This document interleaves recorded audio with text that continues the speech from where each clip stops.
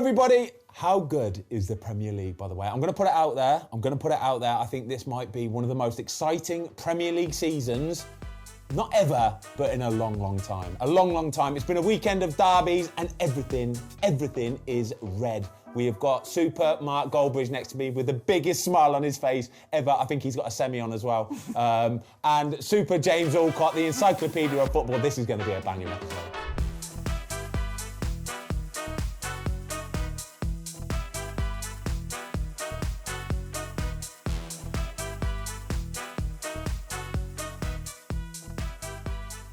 OK, lads, let's get into it. We're going to start with the Arsenal game, all right? What a win for Arsenal. They were impressive. They were incredible. Tottenham were absolutely rubbish. Mark, what do you think of the game? Come on. I thought Arsenal were incredible. I think that I've been a big fan of Arteta for a while, and I think that finally they are probably where they are ahead of schedule. But I thought the game yesterday was just a contrast of two halves. I thought the attacking side yesterday in the first half was fantastic, and they won the game in the first half. And then the second half, you had Ramsdale for the first 20 minutes who made some big saves, especially that foot save. And then defensively, they were rock solid. So I think you come out of that game and you go, right, we're 8 points clear of City. We've attacked in the first half, we've defended in the second half, got a clean sheet, we scored 2 goals, and we are. Well, I think the biggest thing with Arsenal is whether they want to acknowledge what I'm about to say, which is you have got one hand on the trophy even though it's halfway through. That's quick. Yeah. That's too quick. No. The hand on the trophy, believing you can do it is one thing. We're not even halfway, are we? I think they are so comfortably the best team, and I think the only thing that's going to hurt Arsenal, and look, you're right, they might not win it, but the only thing that's going to hurt them is what could hurt anybody is if they got 2 or 3 injuries because of the World Cup and everything like that. Gary Neville said after the game, he said, I still don't think Arsenal are going to win the league. Is that where you are at the minute then? Too early? No, I actually, it's games like that I start to go, it feels a bit like Leicester, not in the same amount of the fact that it was 5,000 to 1 for Leicester, but there were like games, I remember Leicester City playing Man City and beating them there. Yeah. We had Mahrez battered them 4-1 Hoof maybe with a header as well. Yeah, he did, yeah. And it felt like that kind of day. It felt like on another day when it's not going to be your year, you go to Tottenham, the crowd get up for it, they're up for it, you can't deal with the pressure of it all, and you wobble and you draw that game. But the fact that they were so confident in that first half, as much as it was Arsenal were great, and they are so great. I mean, Tottenham were useless. How crazy is it, right, that in a North London derby, right, when the emotion is so high and everybody should just be off the Richter scale of fucking energies, like craziness, yeah? Tottenham, in that first half, honestly, it was like a pre-season friendly. Yeah. It was embarrassing, wasn't it? There's no intensity. Arsenal, exactly that. Arsenal were the only ones who were pressing and rushing and harrying, all that kind of stuff. Tottenham just sat back and were just like, we don't know what to do. And also, that's like Everton against Liverpool, Man United against Man City. You can be the team. Arsenal shouldn't be winning this league. You can be the team that dent their title hopes. Yeah. You're the team, more than anybody, at your ground, who should be absolutely shithousing your way through it, trying everything. And they were sort of, it's the start, though, isn't it? Yeah. It's like the way they start games. There's not any different. I've seen that game for the last 3 years. I swear they played Chelsea and lost 2-0, and it was the same thing where they're useless in the first half. They're defending in their own third for the whole game. They sort of come out for 10 minutes in the second half, and then it calms down again. Tottenham haven't got any further forward with Conte. It's the same way that Mourinho was playing. It's the same way Nuno Espirito Santo was playing as well. And it's all about that first half, because I think that's the thing with Arsenal. Arsenal, you know who's going to play. You know exactly where they're going to play on the pitch. You know exactly who they want to pass to. How they're going to do it. And you can't stop them. Yeah, I know. Because they're too quick with it. That's the biggest difference. Well, why you play a back five, and it is a back five, because a back five can be expansive. Why you play a back five against Arsenal, who play a midfield 3, and you've not got Bentancur either. You play a midfield 2, you get absolutely swamped in the midfield. You're playing with a back 5.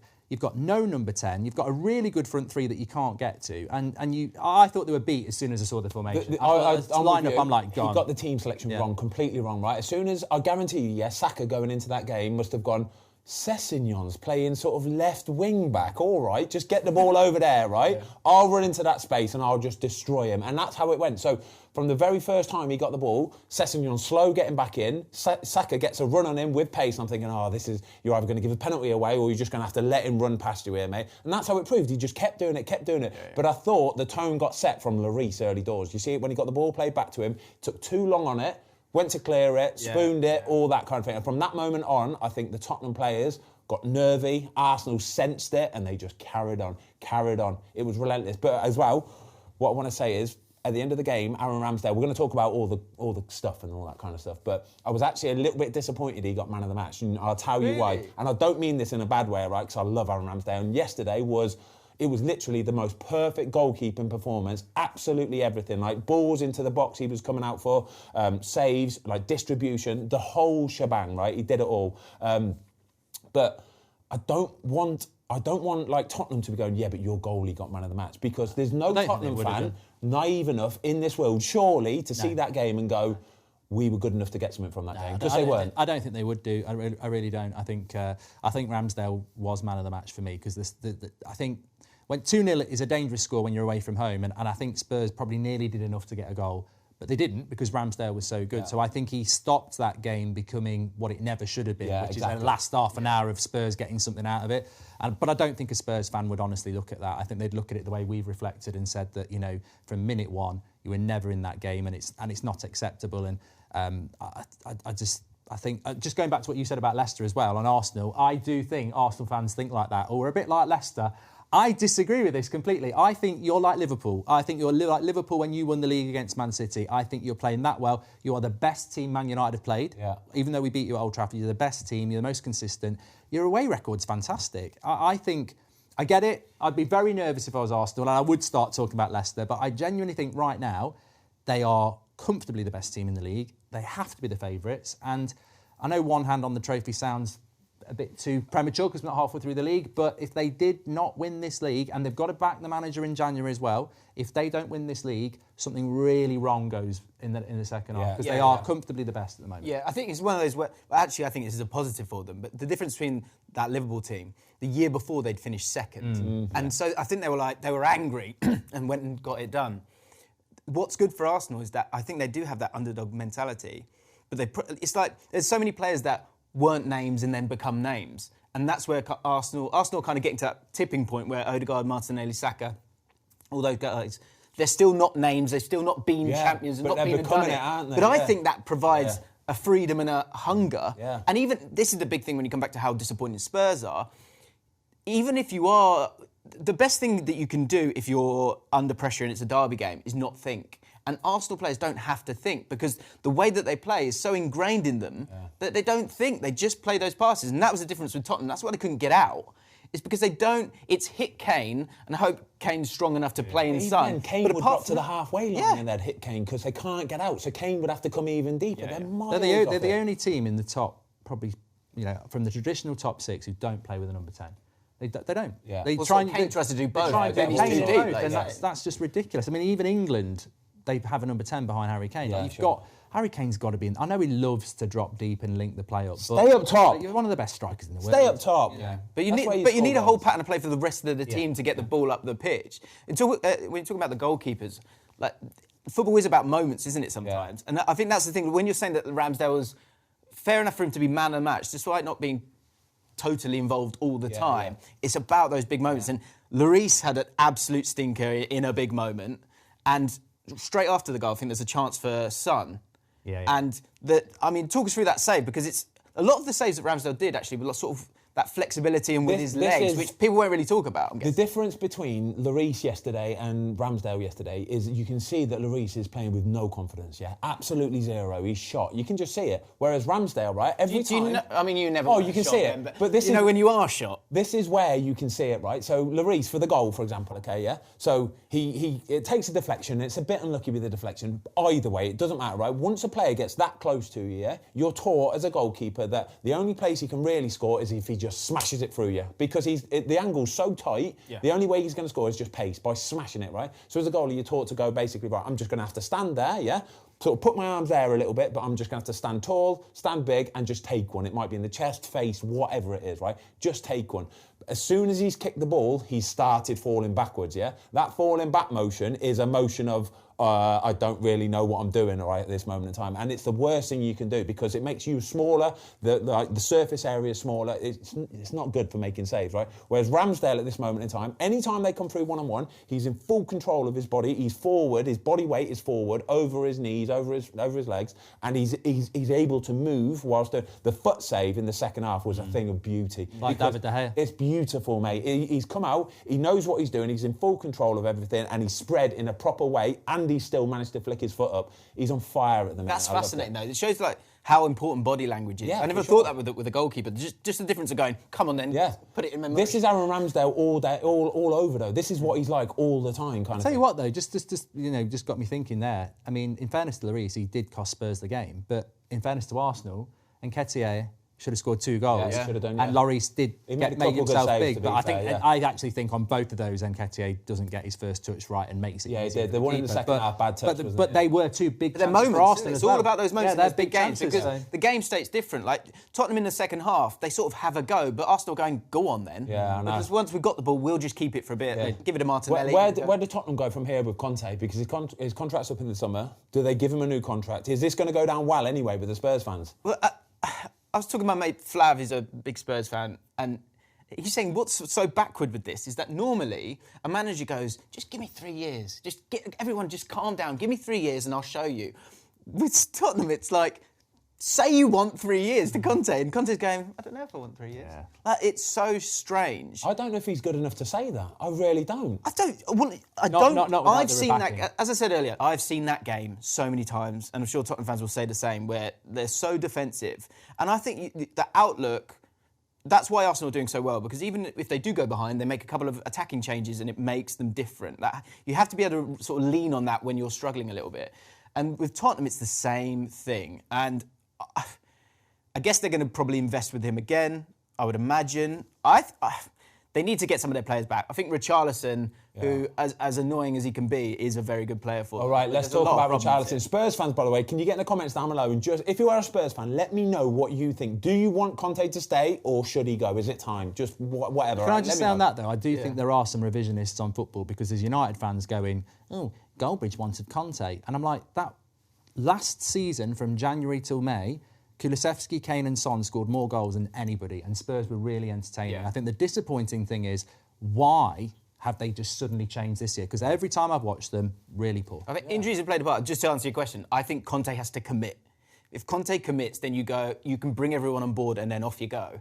But the longer he doesn't, the longer everyone's just going, is he going to stay? Yes, Harry Kane's gone in the summer as well. For anyone. Yeah, Harry Kane will be gone in the summer as well. All right, let's talk about Richarlison, okay? So you saw all the scenes at the end of the game, right? It was like the Richarlison bit, right? I'm not even talking about the dickhead fan that ran on and tried to kick him. What an absolute knobhead, right? Yes. First of all, Aaron Ramsdale conducted himself incredibly well. Like, what a guy. Like, he's walking off and Richarlison's giving this, he's poking him, he's prodding him, and he's just walking going, do you know what, I'm not going to react because I'll get a red card. If I lash out, I'll get a red card, right? But Richarlison, right, the only reason why he's doing this, and I'm going to nominate him here, by the way, lads, for Chump of the Week. He is my Chump of the Week, without doubt, Richarlison. It was ridiculous. The only reason why he's doing it, right, is because they've just been spanked in the North London derby, and the Spurs fans are watching it, and they're going, none of you lot care, you've got no heart, you don't care about the club. And Richarlison's giving it the big one, and he's gone trying to give it and go, yeah, I care, look how much I care. Don't you dare, taunt our fans and stuff like that. That's the only reason why he's done it. Load of shit it is.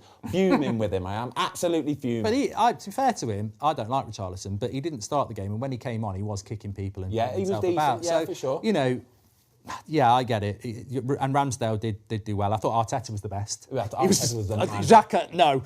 That's exactly what he was doing. Yeah. Because I guess if something outrageous happens and they throw the book at Richarlison, but they have to kind of gently throw the book at Ramsdale, you know, your goalkeeper's out for a couple of games, and those things can make a massive difference. That's what I loved about it. That's a good point, though, when he's literally got his finger in his face. He didn't react at all. He knows the cameras are on it. He knows everybody is watching this, and he just wears it, keeps walking, going, yeah, all right, mate, cool, we just won 2-0, sweet as a nut, see you later, all the best, right?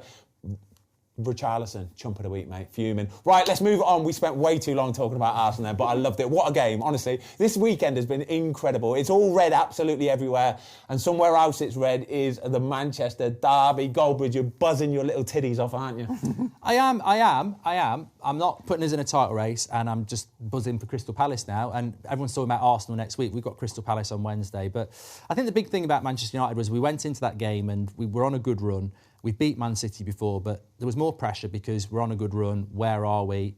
The story was being told that we had to not lose that game. And I think when they scored, it was like, oh. But then the response was fantastic. And I know we'll probably talk about the offside, but I think that the atmosphere at Old Trafford was electric. It's not been like that for a while. You see people like Casemiro and Varane reacting to a crowd like that, and you go, they've won Champions Leagues with Real Madrid. Proper players. And they are absolutely swallowing this up and loving it. So the buzz comes from not necessarily, the result gives you that, but the buzz comes from just where the club is heading, and you contrast that with a Liverpool or a Chelsea or a Spurs. There's similarities to what Arsenal are doing, really. We're a little bit further behind, exceeding expectation, worst Premier League side United have ever had last May to where we are now. The fact that people are talking about title races, I'll take that, but really, we're still, when Rashford goes down in the first half, I'm like, that's the season gone. We're still very, very thin. But as Ten Hag just said, you can almost just listen to Ten Hag and never have to listen to me because he just says what the fans think. He's like, we'll take it every game as it comes. Yes, the offside, I'd be fuming if it happened to us, but we'll take it. And, it's about progress. It's about, building. It's about investment. You just go, basically just covered everything, hasn't he? He's fantastic. We'll talk about the offside in a minute, James. Before the game, be honest, did you expect Man United to get anything from that? And don't lie either, because I know that you triple captained Haaland. I know you triple captained them, right? But what did you think before the game? I thought Man City would win it 2-1. That was my prediction that I'd sort of put on other content. I was really impressed with Man United and how organised they were. And I think Ten Hag's done brilliantly. He's had a couple of things that have not fallen in his lap, but I think the Ronaldo thing has shown... He's been able to show principles, which is, I think, what dealt with it really well, hasn't he? For. Yeah. But I think the little thing that people don't think about is that in terms of building momentum, what they've done brilliantly, the run that they've had, you haven't actually played that many brilliant teams, right?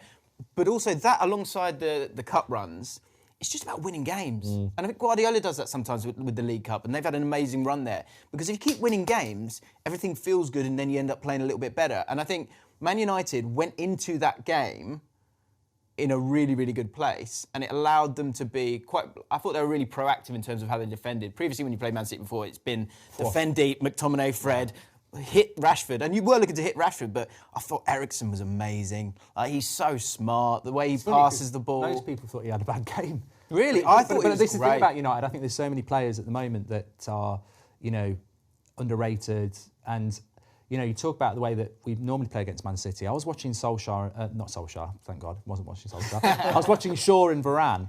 And people say, it's just an Ollie performance. You just hit in the break. I was watching Shaw and Varane, and City didn't know... The ball in the midfield got stuck with City because they couldn't hit the ball in behind, and then they couldn't hit the ball deep because Varane and Shaw just kept going 10 yards, 10 yards. It was organised, it was deep, but it would never let Haaland think I can get him behind, and it never let the fullback have the overlap. It was really intelligent in the first. The only thing I disagree with is I think it was... So Haaland kept dropping really deep, but then he would spin around and go, and it was like a train when he started running. But Man City, because they're so sort of tappy a lot of the time, they didn't play that ball into him on those few moments that they could have. But the way, it wasn't like Solskjaer days, because you had like a sort of almost like a mid-high press thing where you were much higher up the pitch than you normally were. And that's about being on the front foot and being assertive, even if you haven't got the football. That's why Martial's so important. But that's confidence and momentum, and going, this is a plan, we get it, but we're going to defend, but we're going to defend on our terms. I thought it was good. I thought Man City had worn them down. Yeah, me too. I thought it was over. I did. But then... Do you know what I think? I think Man City wear themselves out. I think Man City have got this principle of starting games and trying to absolutely bowl teams over and going in at the break 3-4-0 up, all that kind of stuff.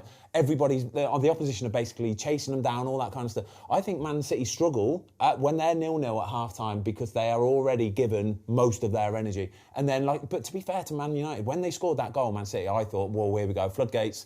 floodgates, that's it. The belief's gone, all that kind of stuff. Yeah. Man United. Twice at Old Trafford this has happened, and it's interesting what you say about we've not played big teams, because I think I almost feel that, but then we beat Spurs, Arsenal, Liverpool, Man City at home, and you go, oh God, yeah, we have played those teams. But Liverpool was before the good this little run. But this little run, honestly... You've got to win games. This run is so hard to do. This is what wins championship, is going on them runs there, because they're almost as hard to do as beating the big teams, if you know what I mean. Totally. To come like week after week after week to beat the Palaces, the Villa, all those kind of teams that... if they're playing at Old Trafford, they go, right, we'll just sit in today, chill, make it difficult. That's so hard to beat. Ten Hag's game management is exceptional, because he's done it twice against the two best teams in the league. Against Arsenal, we were 1-0 up. Arsenal were better than us. They equalised, and Arsenal went, right, now we're going to go and win the game. Yeah, they went gung-ho, didn't they? Yeah. Made a change, and we hit them on the break. Yeah. Man City scored the goal, and like you say, I think they think we've done the hard work now. They think we're going to open up a bit, and we played it, and Ten Hag changed it in a way that we didn't open up, but we caught them out twice on both goals. And to do that takes, takes brains, but it also takes, knowledge to know that you're up against teams like that, and they are going to play in a different way now they've scored. Yeah. And then we're going to play in a different way to react. Yeah. A bit of calmness as well, like under pressure at that moment. You've got to be calm with it. You've got to think about stuff. Let's talk about the offside goal. Marcus Rashford's goal. Mark, please, Please. What do you want me to do? Defend it? What? No, you cannot defend this. You are not defending this. Has anyone defended it? Has anyone out there defended it? The funny thing is, I was like, I said to Ben before the show, I said, it's a massive goal for Manchester United, but I didn't really celebrate it because I'm 100% convinced that's definitely going to be offside. I don't know whether there's going to be a statement from the FA to come out and say we got it wrong, because if they haven't got it wrong, every game has to be played like that now, where a striker in an offside position can run towards the ball and obstruct. It will become a new tactic. Yeah, that's the thing. Yeah. And then that's a shambles. But did anyone ever look at the rules and say, was it technically right by the rules? I think so. So this is it. I think by the letter of the law, this is the thing.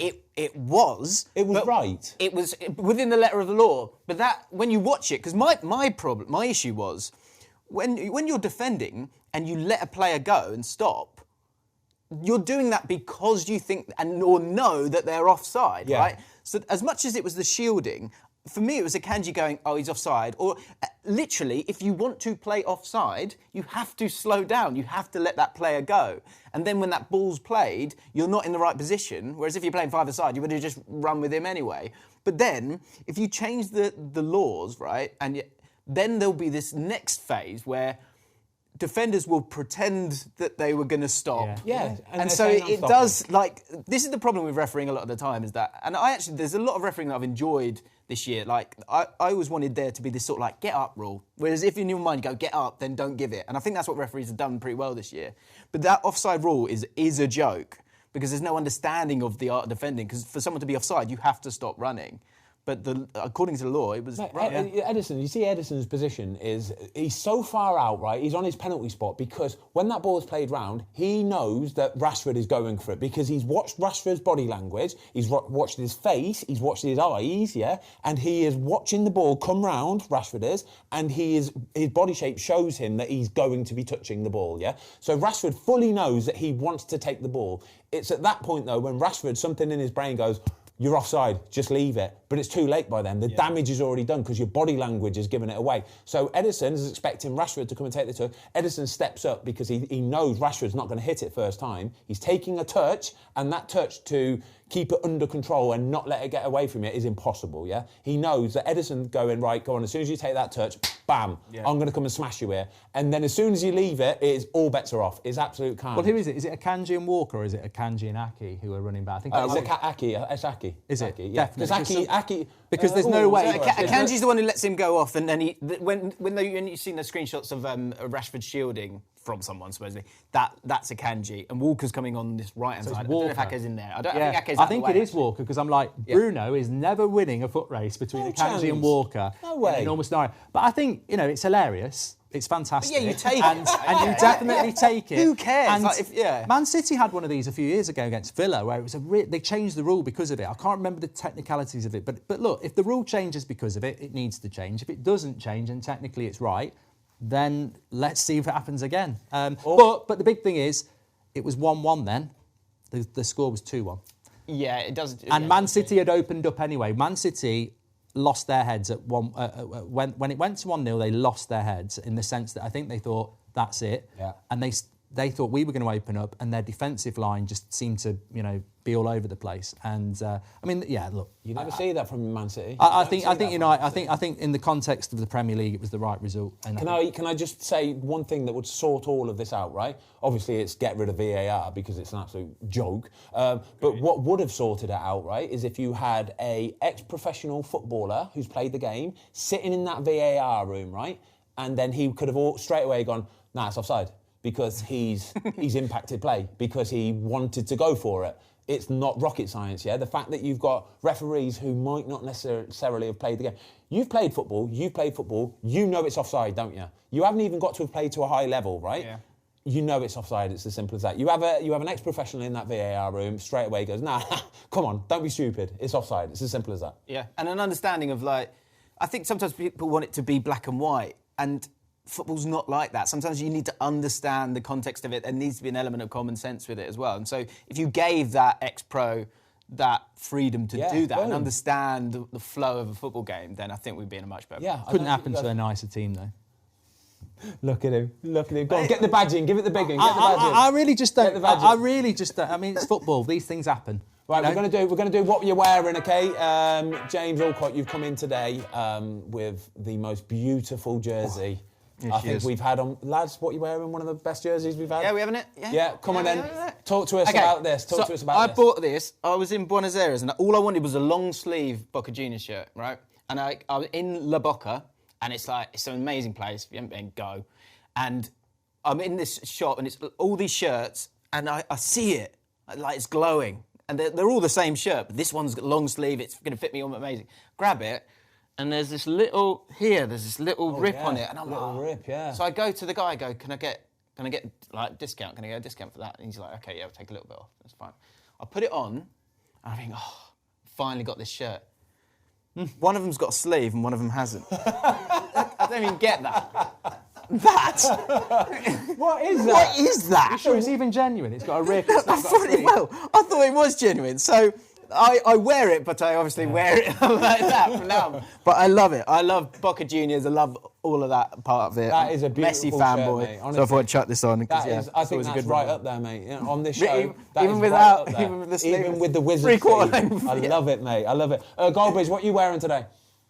Go on, big dog. You want some, do you? You want some? We'll wear it. I was just so happy from the weekend, so I just was like, All right, let's talk about another derby, this time the Midlands derby, Nottingham Forest against Leicester. Huge win for Nottingham Forest, right?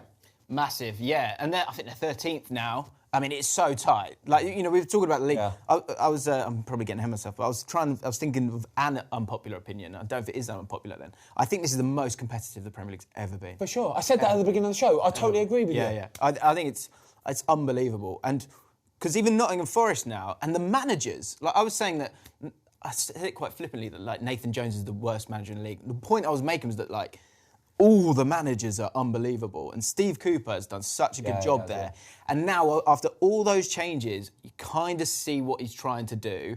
They're really, really good at home. Really, really good at home. The Forest fans, mate, are something else, when they get roaring, to be fair to them, they are very, very good. And actually, some of the signings look good. Awani up front, I think, is made for the Premier League. Brendan Johnson's got good finishing ability, and he got the goals in this one. And I think Leicester City fans, they've been really up and down this year. The World Cup's killed them, had moments. Yeah, because they were in a good place, weren't they? Yeah, and they've not won since the World Cup. But it's up for grabs in terms of the teams that I think it's going to be interesting to see who Bournemouth goes down. Have gone on. I think Forest to be okay now. Yeah.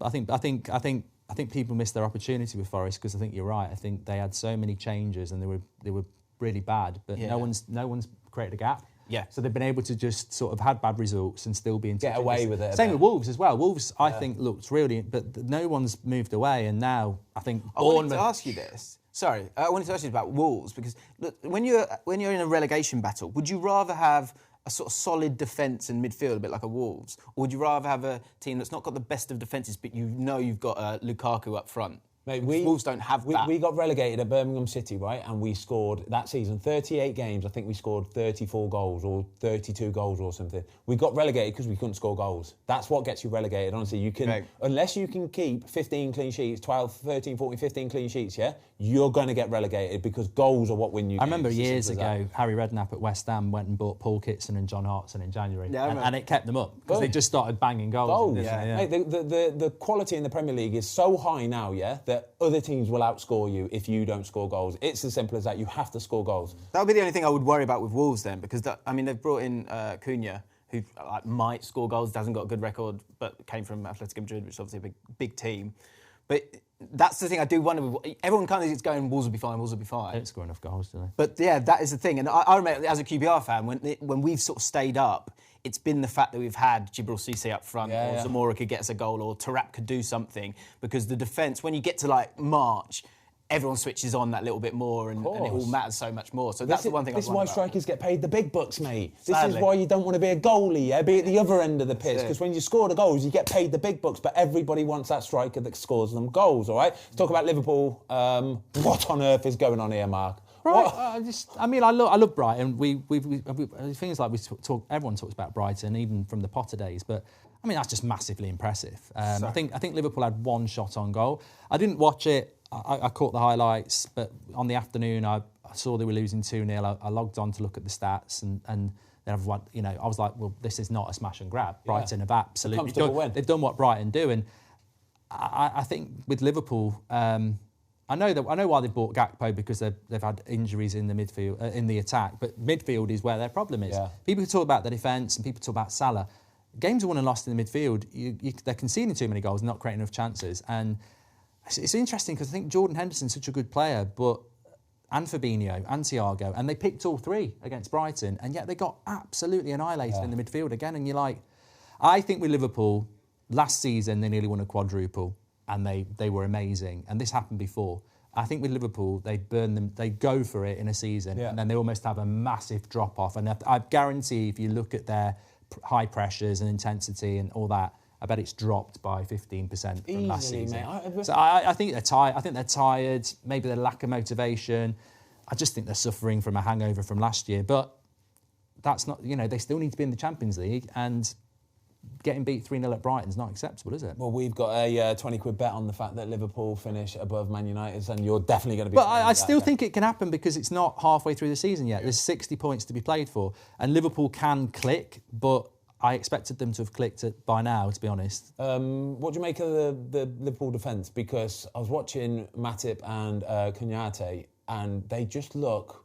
Mate, that's not Liverpool defence for me, is it? No. Well, I think it all starts from higher up the pitch. Like you talk about that midfield, it kind of makes its way back to them, because they're easier to play through them. And actually, Brighton went round them in this game. Brighton are so good. They're so good, aren't they? They're so good. They beat Everton. Yeah. And Everton fans understandably got really annoyed about it. They got beat, was it 4-1? Yeah, smashed them. Yeah. But I was like, like, Brighton are class. That Ferguson's a player. Mate, they've got so many of them. Honestly, they've got so many of them. Matoma's unbelievable. Matoma is an absolute joke. Good. Like, just goes under the... It's like every single one of them players. Just under the radar and just do it. I feel so annoyed by Trossard as well, because... And if Casido goes to Chelsea, and it's like, I feel so bad for Brighton. I mean, they lost the manager, I understand that. But if Trossard goes and then Casido goes in January, you're like, it's halfway through a season. Just see it through. You're doing so well. Keep that momentum going. But it gives you hope a little bit. Yeah. As a fan of a team in the Championship, that if you can be smarter. Same with Brentford. Same with Fulham. I mean, I guess they've spent some money, Fulham, but they keep finding these players. They don't have to be names. Kind of what I was talking about earlier. It's like Matoma's not a name until he becomes a name. Basouma's not a name until he becomes a name. Same with McAllister. Same with Trossard. All these players. If you're a well-run club and you can find these gems, they're knocking about everywhere. Fantastic. But Liverpool've got the problem is they used to defend in the opposition's third. Like when you had Mane and Salah, and there's no way out. Mane's the one. Wijnaldum, I think they're really missing Wijnaldum, because you then had him and Henderson, and they're like Rottweilers in there, and they're smart as well. And so the ball, even if it does get into the opposition's half, Van Dijk will just trot off and get it. And whereas now they're playing through them that little bit more, and then you're going to start. They're not pressuring in the opponent's half at all, are they anymore? I think they need Firmino, and I think they need to play Firmino as well. I think that would make life a bit better for them if they want to press the way that they want to, but. Yeah, I mean, Chelsea, Liverpool, Strange Brentford times. are above both of them, right? Brentford are above both of them. Fulham are above both of them. No. All right, Fulham. You mentioned Fulham then. They're having a season, by the way. Watched the Newcastle game yesterday. Fulham a little bit unlucky. The penalty, obviously, you don't see many of them ones. But Newcastle, like, they find a way of winning these games. You know what I mean? Like, what's that now? 12 clean sheets for the season? That's incredible. That is incredible. Last 5 games on the trot. Even if you're a Man City, or whoever, or an Arsenal, 12 clean sheets at this stage of the season after 18, 19 games, ridiculous, isn't it? It's very Atletico Madrid, which like everyone's talking about Eddie Howe. Kind of in his time off, he went over there and sort of watched Diego Simeone. Because before that, when he was at Bournemouth, they were a bit lightweight, a little bit flimsy, and scored enough goals, but like conceded quite a few as well. I'm sure you've had a million of these. I'm sure you've had these as well. But I said I think Newcastle will tense up. Just because of what I've seen over the years in football, I think they might tense up, and they might not be able to score enough goals.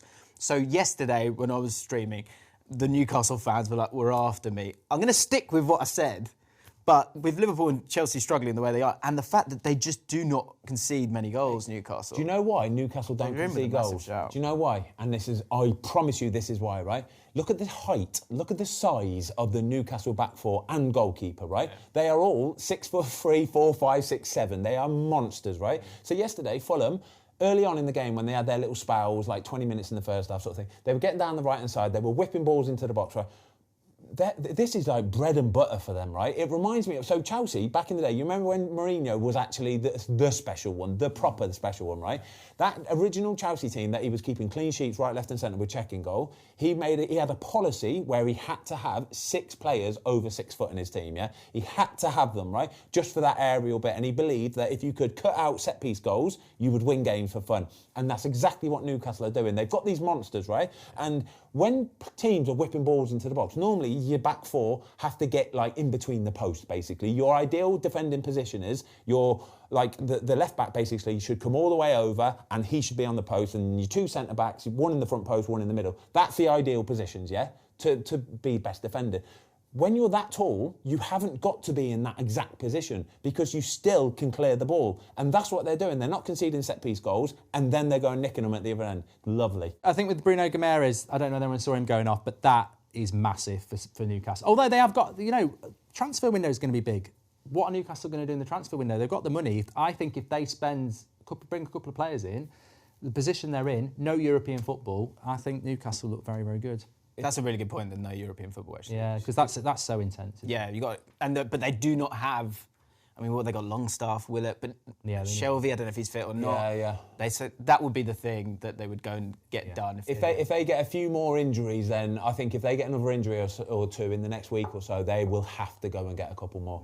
All right. Anyway, Newcastle absolutely pumping. Another 1-0 dirty win. Kieran Trippier in my dream team, you little beauty. Is he the highest scoring defender in dream team? By the way, he's got to be. Surely they're keeping clean sheets for fun, assists for fun as well. All right. I want to talk about Everton. Wow, trouble, absolute trouble at Everton. Frank Lampard under massive pressure. I don't know if you saw after the game all the fans like chasing players down, chasing Anthony Gordon down in his car, Yerry Mina having to remonstrate with fans, all that kind of stuff. Frank's right, he's like right on the brink, isn't he? He's got to go. It's never nice to say sack a manager, but I think he needs to go. The story's been set. Same story as last year, relegation. I always look at the team.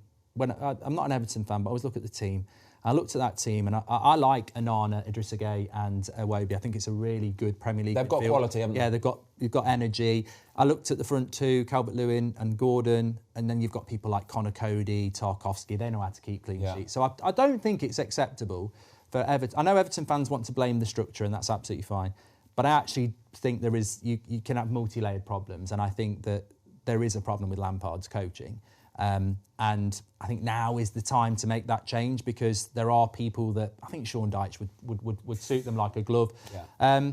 It's not for me to say, I'm not an Everton fan, but I think from the outside looking in, that change will inevitably happen. And how long do you want to wait? Because as James said, that relegation, there's no too good to be going down. How long do you want to wait? The thing is, if you do lose another 2 or 3 on the bounce, and if you start to get cut adrift, even if it's 3 or 4 points mentally if you're a player, when you see that league table, when it is as it is now, and there's like 5 teams on 15 points, another 1 or 2 on 16, 17, you think one win and we're out. It's who you're losing to, isn't it? Southampton at home. you have to win that. It's like Spurs against Arsenal. You can't not win that because those. Exactly. This is. Go on. Sorry. Go on. I was going to say, and within this run of games that Everton have had, and I think they've lost to Bournemouth as well. I feel like there's a few other teams that Wolves maybe games that those ones at home. I'm not sure if they're all at home. You've got to be picking up points in those games, and it comes back to what you were saying actually about it's goals. Because I think if it got to April and they need clean sheets, that team will get you clean sheets. It will work hard. But the difference last year was that they started to do that and you had Richarlison up top who could get you a goal. And Calvert-Lewin, I think, is a good player but can't seem to stay fit. Maupay doesn't make sense because you're playing with the target man, you're going to take him off, you're going to bring on Maupay, you've got to play completely differently. I think they need to get a striker. They've been linked with Danjuma, who would be brilliant for them.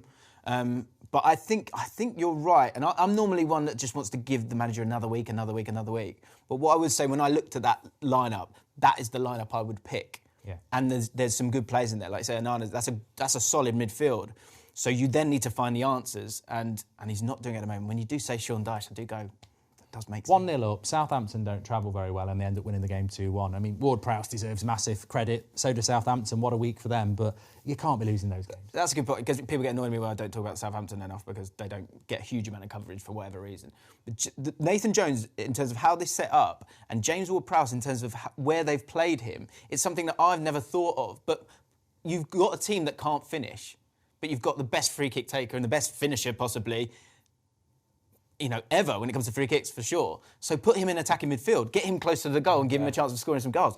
Really obvious, but really, really smart, and it paid off for them. If Southampton could get a big striker, a target man, a Weghorst, someone like that, right? Yeah, James Ward-Prowse is that good with free kicks and set pieces and corners, right? It would be honestly a match made in heaven. But they kind of haven't got that. They're relying on him an awful lot at the minute as well, aren't they? Go on, you were going to say something about No, I wasn't. I was going to say I think Southampton will go down. Do you? Yeah, I still think they'll go down. Yeah, I think this might be a little blip of a good few results, but in the context of, I just don't think they've got the quality or. I mean, they've just won away. I think it's very competitive. I'm not dissing Southampton. I just think it's very, very competitive. And I think Southampton and Bournemouth are gone for me. And the third team, I'm just not sure about at the moment. I love it either way, mate. Do you know why? Because it keeps everything interesting. I guarantee you, everybody at the Premier League, Sky, Amazon, BT, they are buzzing so much because it keeps everybody interested all the way through. And that's the way we want it as well as fans. Best league in the world. Exactly. Best league in the world. I said at the start of the show, what a league we have. We're so lucky. Brentford are just... Do you know, they remind me of Brighton a little bit. They're a little bit disruptive and they play for, they like to have the ball out of play, all that kind of stuff. But if it works, it works. Why would you change it? It's nice, isn't it? Yeah, I mean, I'm a massive fan of Thomas Frank. And I think the biggest compliment I can play to Brentford is that I looked at that result, looked at that fixture, and I was like, they'll win that. Yeah. And I thought Brentford would go down last year, but this year they're basically they're not even mid-table, are they? What are they like? Above Liverpool, above Chelsea. I mean, and the way they run that football club is so intelligent. Brilliant. It's not. They don't have a reserves, do they? They don't have a youth system. I don't think they do. The recruitment's been fantastic, and I thought they smashed Man United there. They smashed Liverpool there. And then, they can just pick up results like this. It's intriguing to see what will happen with Brentford in years to come, because I think, again, if I was Everton and I was sacking Frank Lampard, I might be having a little bit of a chat about Thomas Frank. I don't think he'd leave, but, they're just so consistent. He uses some of those. They use some of those elements that you were talking about in terms of size, like Janelt and Norgard and Tony up front. Again, another thing that we've spoken about today, like someone who's going to get you goals. Tony does that, doesn't miss those penalties. I thought Bournemouth, I tweeted about how the penalty's a joke. The penalty's an absolute joke, in my opinion. And for a team that's down the bottom, struggling, that first goal means everything. Yeah, because you have optimism until that first goal goes in, and then you go, oh no, we're going to struggle again. You have to change game plan. You have to change game plan. Exactly. So when Tony grabs his arm and the centre-back's wobbling over, the fact that doesn't, I don't know if it went to VAR, but if once it goes there, you can't give that as a penalty because it's a guaranteed goal because Ivan Toney's taken it. And then it's a different game. I think that was harsh on Bournemouth. The trouble, we've spoken about this, the trouble is, and I think a lot of people are starting to realise it now, is that with penalties, it's not whether it's a penalty or not. They go by this, is it clear and obvious? So if a referee... Which isn't clear and obvious. Yeah. That sentence isn't clear and obvious. So if it's a soft penalty, it's always going to be a penalty because VAR will go, well, it's soft, but it's not clearly not a penalty. And then if it is and then it's the other way around. If he doesn't give it, but it technically could be a penalty, they'll go, yeah, but he's not clearly and obviously made. So we're not getting what we think as fans. It's like they should look at it and go, that's not a penalty. Or that is a penalty, but they'll try and protect the ref. So, talking of weak penalties, we didn't even talk about this on the Newcastle Fulham game. Sorry to go off topic a little bit. But the penalty that Mitrovic actually got, right, he gave it for the second foul on Trippier. So he gave it against Trippier, whereas the player coming through, was it Decordova-Reid, actually stood on Trippier's foot first. He actually stood on Trippier. So I'm thinking, well, if they're going to go to VAR then, the first action, the first thing that was a problem is Decordova-Reid standing on Trippier's foot. Well, they should do that. VAR should do that. So what's the point then? Well, I think that could be a new tactic. When I saw that one, you remember, like, probably about 7-8 years ago, you started to see people click their own heel, right, on the way through. And now we've seen it where our eyes are used Young to went it. for a little period, didn't he? Yes, Scumbag. he did. You scumbag, young Sean Derry. that. Sean Derry for QPR. Forget it. But I wonder if this would be a thing where a step over in the penalty box, and essentially you're kicking the opposition, but I'm just doing a step over, put and your you foot go over down, the ball and then you're going to start winning loads of penalties. Yeah, it's you a good would little do, tactic. It's not a good tactic. We don't want to see that. We don't like cheating in the Premier League, all right? That's why it's the best league in the world. All right, lads, absolutely cooking. Brilliant episode. We've got a few more games to rattle through. We're going to go for Chelsea. Huge win for Harry Potter. Graham Potter, sorry. Yes. Huge win for Graham Potter. What was that? Celebrating a Chelsea win? I know, yeah. No, I'm not celebrating a Chelsea win. I'm celebrating a Potter win because I just think it's... I did this with Arteta. I'm not an Arsenal fan, but I hated it when Arsenal fans were like, get out, Arteta out, print the T-shirts. And I think with Potter... I'm very defensive of Potter anyway because I think he's a really good manager and it's great to have an English manager at a big club. So I want him to do well. But also, you know, as we've said before, no pre-season, no transfers, club's in an absolute mess. They spent 200 million on Tuchel and they sack him and then you've got to inherit that. Patience, transition. So I'm really pleased that he got a result because I think if they hadn't won that game, that it does get to a point where you go, all right, transitions and patience, but you've not bloody won for ages. You can still get sacked. So I think it was good for them to get a result. And I felt, I know we're not going to talk about the Fulham game, but I thought they were really good. And I thought João Felix was fantastic. And then he's just a bit overeager and he gets sent off and now he can't play for a month. So I think Zakaria got injured. So I think Chelsea have had a lot. When it rains, it pours at the So minute, I was pleased for him to get a result because they're going to Anfield next weekend. So they've got some tough ones coming up. What do you make of them announcing Mudryk signing about 20 minutes into the first half? What is going on? What? They announced on Twitter, Chelsea. Oh, right. Did they? Did it on 20 minutes into the game, 20 minutes that they've signed Mudryk on a 8.5-year deal. What is this all about? Do you know what I saw as well? Twitter Spaces. Todd Bowley was in a Chelsea Twitter space. I heard about this, yeah. He was just there, just listening. Any good ideas, guys? Any players we should go for? It's so weird. Chelsea is so weird at the moment. That is the Chelsea transfer policy, though, isn't it? And look, it's fine if you want to go and nick a player for somebody, but I was saying this yesterday. Chelsea need a midfielder, a right-back and a striker, and they're buying another attacking midfielder and another centre-back. And it's like, look, Arsenal needed Mudryk because they need somebody in that position. Man United have got Weghorst because we need someone in that position. You can't just log on to the BBC gossip column and go, oh, Arsenal want that player. Let's offer another 20 million. And I feel sorry for Arsenal because they put a lot of work in, but they can't go toe-to-toe with Chelsea, so they've got to let them go. Do you know what it's like? It's like, do you know when you used to play Champ Man and it would say, like, a rumour had come in or another team had made a bid for a player and then you click on that player and look at it and think, he's young, he looks all right. I'm going to beat them to that. I'm going to go and get him on that. And that's Chelsea's policy, isn't it? The problem with doing that is, though, if they're going to go and beat Arsenal to it, one, they've paid more money than what Arsenal are willing to pay, but the wages, they would have... Once it becomes a bidding war, it's a problem. See what they're doing with the contracts as well, though. They're like 8-year contracts because this financial fair play thing's coming in about player amortisation, is it? Something like that. So they're basically giving them huge contracts. They did it with Badashile as well to spread it out.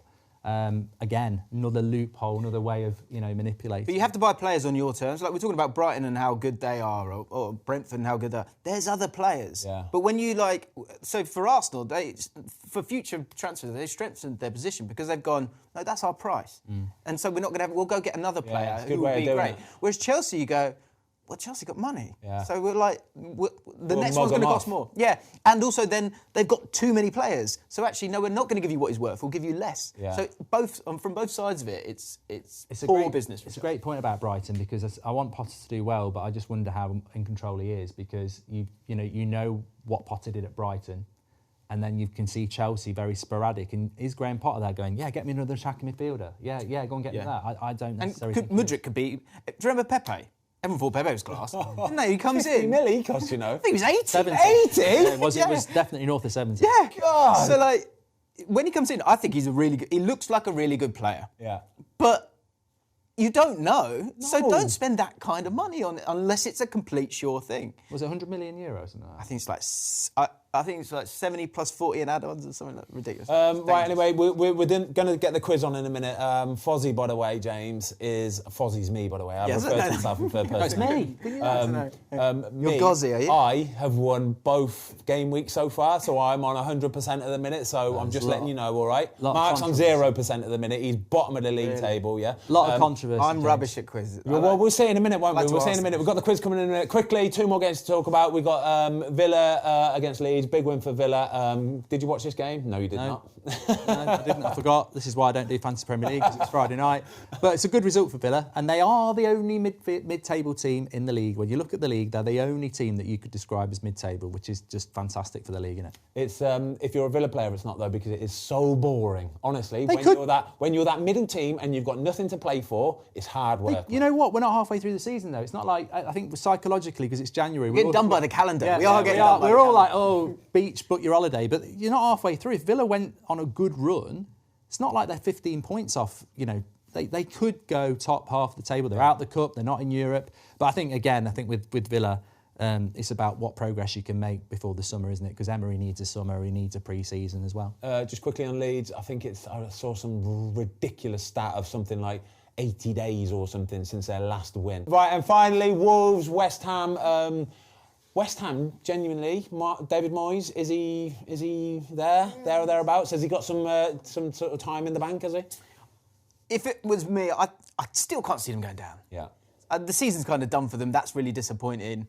And they don't really have some clear style going forward. That's the thing that I think is really disappointing. But I think David Moyes has got enough credit in the bank. People got short memories. Like, they had such a great season last year. And I think maybe the expectation that and the signings coming in has taken its toll a little bit. But that is a better squad, so they should be doing much better than they are. I mean, who do you bring in is always my question when you're talking about managers going out. I think with Moyes, I'd agree that he's the right manager. He's a relegation manager. Yeah. He will keep you up. But I think maybe in the summer they might want to just part ways respectfully, because maybe he's run his course Freshen there. it up a bit, but yeah. I'm really disappointed. Paqueta's a good signing. Scamacca, I was really excited about. You've still got Antonio. Declan Rice is still there. They shouldn't be in that position they're in. It's not acceptable. But I think West Ham fans are getting more scared because, do you remember that? Is it 2004 or whatever it was, when they had all those players, Defoe and Carrick and all those players, and they were too good to go down and they still went down. So I think they're a little bit more scared than normal because of that. But I think they'll be all right. Yeah, I do too. It's quiz time, lads. You ready for this? No. I'm nervous. Honestly, I'm nervous. why are you nervous? You can just ask questions like, where the answer is about something that the question wasn't. Don't worry about it. Let's go. Football fill-in. 10 seconds. 10. The quiz time. Oh, him fucking knees then. Crickety crick. How many direct free kicks has David Beckham scored in the Premier League? 32. No. This needs some thinking. I can't believe you jumped in Direct so free kick, early. 22. Nope. 26. Nope. 18. Oh, I had 9. The reason why that question, because James Ward-Prowse is now 2 direct free kicks behind Is him. he? Yeah. Oh, topical. I like it. Who scored the only goal for Wolves this week? Hodents. Boom. It's 1-0. actually Pedence. Pedence, sorry. No, do I not get it? No, I thought it was. Who has the career path of Benfica B, Benfica, Monaco, Manchester City? Neves. Rodriguez. No. I know that's it. your fault. I know it. Oh my God, why did I say Neves? Why did I say Neves? Cancelo? No, Diaz. No. Oh shit, I don't know it. Monaco was the second one. Benfica. Benfica B, Benfica, Monaco, Manchester City. Can we all be back in? You're all back in. Yeah, we're all back in. We're all back Go in. on. Say it again. Benfica B, Benfica, Monaco, Man City. Yeah. Monaco? Monaco's killed me. What position did they play in? No. I think we just have to pass. No. We're all Bernardo Silva? Well done. That's back That shouldn't fired. stand. Can we come back in? We shouldn't be allowed back in on that. Oh, make your mind up. Yeah, there is. That's a point. So 1-1. Yeah. What colour is Southampton's third kit? White. Nope. Black. Pink? No, all wrong. Green. That's their third kit. Rubbish. Who is the current captain for Leeds United? Tyler Adams. Cooper? Cooper. Who's Cooper? He's captain of Leeds. He's captain of Leeds. Wakey. He's captain of Leeds. Oh, don't get 0, Ben. Don't get 0. Please don't get 0. Your head's gone. You just need to shout out really quick. No. Who was the only player to score an own goal this weekend? Lloris? Lloris. Come on, Talking about him the whole show. Come on! Foster's gone. He's going to lose it. Who was the previous manager of Liverpool before Klopp? Rodgers. Rogers, Goldbridge. Ben, what's happening? Wow. We've had 6 questions and we've got 0. 3, 2, 0. I'm tired. I don't care until like 2 I'll just be happy if James wins. Who has the lowest goal difference currently in the Premier League? Newcastle. Nope. Bournemouth. Lowest goal difference. The worst. Yeah, the lowest. Oh, the no, lowest. I was thinking about the I completely understood the question. That's harsh. I completely understood the question. Rubbish. The worst goal difference. This Nobody's happens ever every said the bloody lowest. week. This Every is bloody shambles. week I get scammed. Lowest goal difference, Bournemouth. I'm thinking goals What did conceded. you say? You said worst? Lowest. Oh, we heard worse. Who proofreads these questions? Come on. I understand what you meant, Jack. That basically gives him the win, which actually I don't mind. What are the scores? Anyone? Scumbag. How many on 4 now? to James, 2 to Mark. The comments, it's all right. The comments will have sympathy. They always many say questions you we got get left, scammed. I've got 2 questions left. You're gone. Oh, God. So, who won the Golden Boot in the 27-08 season? Drogba. Nope. 2007, 2007-08 season. Read that again.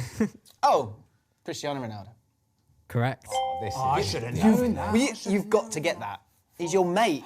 He's your mate. I should have known. He's your mate. This You is know a what? trouncing 5-2-0. I was going to say Van Persie. Persie. Final question. What club was Coutinho at before joining Liverpool? Barcelona. No. Oh, Inter Milan. Yeah, Inter Milan. Oh, you're the man. You're so good. I'm proud of you today. You know what? Quizzes. I don't even care that I got 0. It's incredible to see up Hold on, close and stole. personal. 6-2. Oh my 0. God. Come on! Hold on, remember last time? Remember Wow. Tom got a Wow. forfeit for getting 0, so I think Fozzie's going to have to do... Forfeit? He didn't get a forfeit. What did he do? What was the Yeah, forfeit? you had to do a dance, didn't he? You had to do a dance. No, he didn't. No. Favourite nightclub Isn't dance. it, you know, like FIFA, you have to run to the next street with your trousers on. That is horrific. 0. I don't think we've ever had that. We have. Tom had one like a couple of weeks ago. No. I'd like to just take this moment to apologise to my mum. I'm sorry, Mum. I love you. I do. I'll be better next week. That's all I can say. In the meantime, well done. Proud of you. Thanks. Proud of you. And you. I did all right. Mid-table Goldbridge again. That's a football fill-in, everybody. Wow, Weghorst! He should be on an episode of Harry Potter. Wow, Weghorst!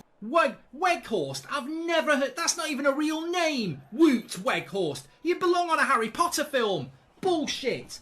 See you next week, guys.